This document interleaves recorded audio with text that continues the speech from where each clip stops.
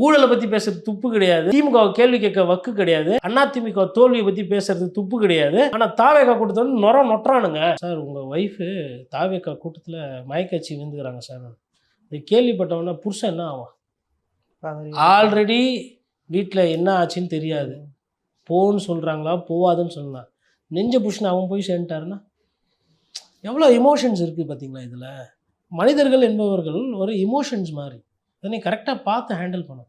எனக்கு அந்த சப்ஜெக்டே புரியாது, என்னை பார்க்க வருவாங்க அப்படின்னா. இன்னொன்று வாலண்டியர்ஸ் வந்து ஸ்ட்ரிக்டாக வந்துட்டு rule is a rule, allowed இல்லைன்னா இல்லை, திரும்பி போயிட்டாரு.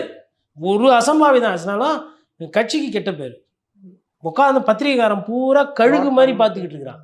ஊழலை பற்றி பேசுறது துப்பு கிடையாது. திமுக கேள்வி கேட்க வக்கு கிடையாது. அதிமுக தோல்வியை பற்றி பேசுறது துப்பு கிடையாது. ஆனால் தாவேகா கூட்டத்தை வந்து நொட்டுறானுங்க. அனுமதிக்க முடியாது, போயிட்டாரு.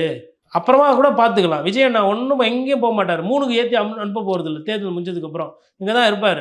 வேறு எங்கன்னா போய் மாவட்ட செயலர் எதையோ பார்க்கலாம். ஆசை நோக்கம் கரெக்டு தான். இது கிடையாது. குழந்தை வளர்ந்ததுக்கப்புறம் வாங்க அப்படி அனுப்பி விடணும்.